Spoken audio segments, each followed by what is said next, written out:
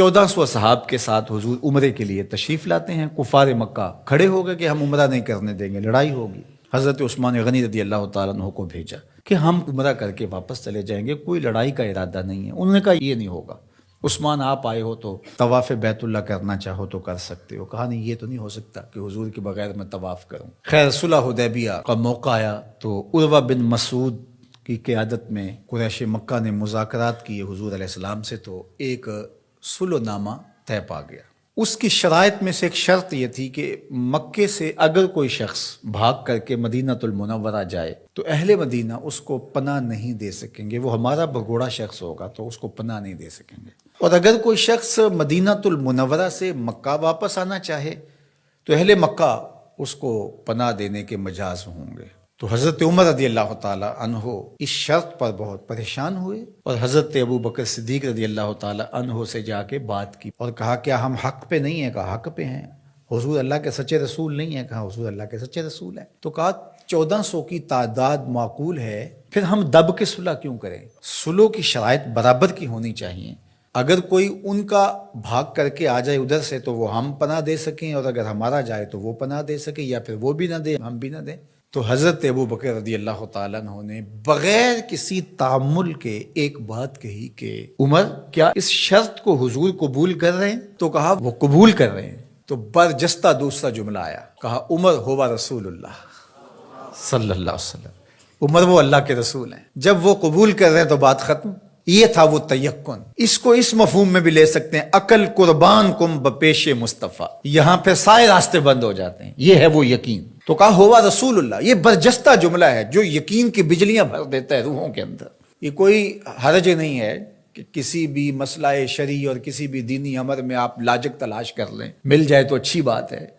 لیکن یہ مزاج بنانا کہ اس کا لاجک کیا ہے، اس کا لاجک کیا ہے. تو اب ذرا دیکھیے کہ جو ظاہری اس پہ بات اٹھتی تھی کہ 1400 کی ہماری تعداد ہے اور وہ اتنے ہیں، تو برجستہ جو جواب دیا وہ یہ تھا ہوا رسول اللہ صلی اللہ علیہ وسلم، کہ وہ اللہ کے رسول ہیں. تو حضرت عمر وہیں خاموش ہو گئے. آگے چلیے. حضور علیہ السلام کا وصال ہوتا ہے. اس سے قبل لشکر اسامہ حضور روانہ کر چکے ہیں.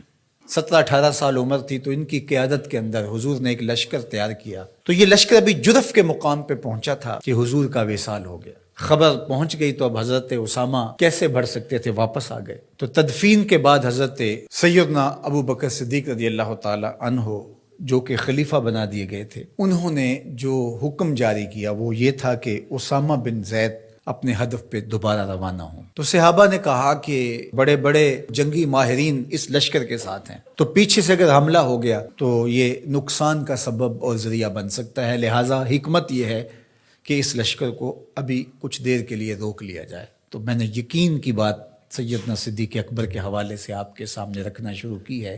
تو سنیے کیا جواب آتا ہے. انہوں نے جواب میں کہا واللہ اگر مجھے یقین ہو کہ جانور درندے جنگلوں سے آ کے میرے بدن کی بوٹیاں بھی نوچ لیں تب بھی لشکر اسامہ کو بھیجوں گا، اس لیے کہ اس کو روانہ اللہ کے رسول فرما چکے ہیں. پھر اس کا نتیجہ کیا ہوا؟ جو قبائل پر تول رہے تھے حضور کے وصال کی وجہ سے، جن کے کچھ حوصلے بڑے تھے، انہوں نے سوچا ان کا کتنا سسٹم مضبوط ہے کہ یہ ان حالات کے اندر بھی لشکر کو روانہ کرنے کی پوزیشن میں ہے. اور جدھر لشکر گیا انہیں یہ خبر پہلے پہنچ گئی کہ حضور علیہ السلام کا وصال ہو گیا، لیکن انہوں نے سوچا کہ ان حالات کے اندر بھی لشکر حملہ آور ہو رہا ہے ہمارے اوپر، تو اس کا مطلب ہے یہ کتنے مضبوط ہو گئے ہوئے ہیں. تو لشکر بھی کامیاب اور بامراد مظفر ہو کر کے واپس پلٹا، اور کسی کو مدینہ المنورہ کی طرف میلی آنکھ سے نظر اٹھا کے دیکھنے کی ہمت بھی نہ پڑی. یہ سیدنا صدیق اکبر رضی اللہ تعالی عنہ کے یقین کا، اعتماد کا، بھروسے کا، اور حضور علیہ الصلوۃ والسلام کی ذات پر ان کا جو اذعان و یقین تھا اس کا نتیجہ تھا. تو یقین کی کائنات کا اگر کسی نے شہنشاہ دیکھنا ہے تو وہ ابو بکر صدیق رضی اللہ تعالی عنہ کو دیکھے. ان کی پوری زندگی یقین کی دولتوں سے بھری پڑی ہے. صاحب صدق بھی ہیں، صاحب یقین بھی ہیں. یقین کی جس عظمت پر وہ فائز المرام ہیں، تو ان کی گردے راہ بھی اگر نصیب ہو جائے تو یقین کی دولت نصیب ہوتی ہے.